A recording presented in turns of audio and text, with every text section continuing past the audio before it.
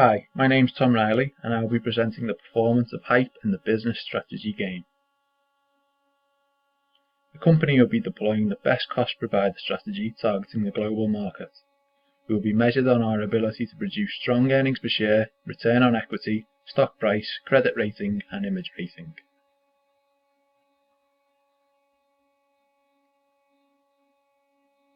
Hype will aim to be successful in our strategy by delivering quality goods at lower prices than rivals.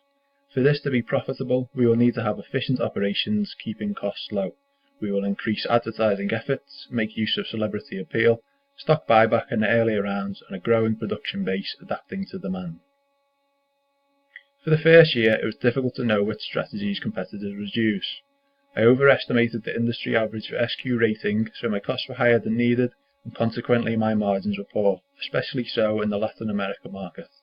We also missed out on private label sales by setting our bid price too high in a market that was oversupplied. With lessons learned from previous year, I set about reducing SQ rating, and as you can see, our company went from mid to high range costs in year 11 to the lowest in the industry in year 12. We increased our advertising efforts and overall this led to a much better performance, leading the industry in nearly all performance indicators. The Latin America market was our biggest weakness, and with profit margins low, I changed strategy in the region by setting a higher wholesale price. This meant market share was low, but other than that, performance was strong and leading the industry.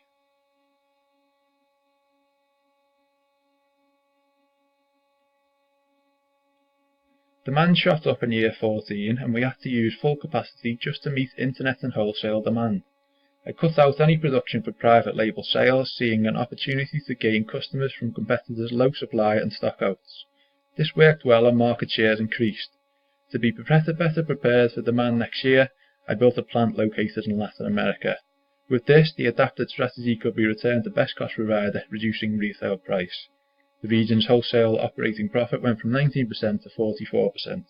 Elsewhere, margins were exceptionally strong, owed largely to the fact we had the lowest cost of pairs sold in all 4 regions.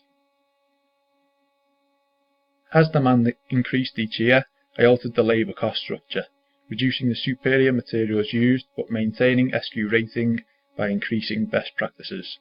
This helped reduce our reject rate and increase our supply. Private label market remained undersupplied, so I could place higher bid prices to produce better margins. As the charts show, performance increased in nearly all measured every year during years 11 to 15. Year 15 was a particularly impressive year, achieving a return on equity of 54%.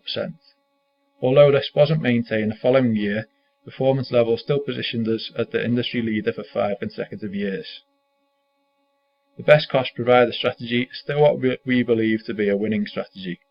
To sustain our success, we will look to increase SQ rating in the Europe-Africa market and Asia-Pacific market. Image rating did suffer during years we could not deliver private label sales, so we will try to make sure supply remains at a level that allows us to provide in this market.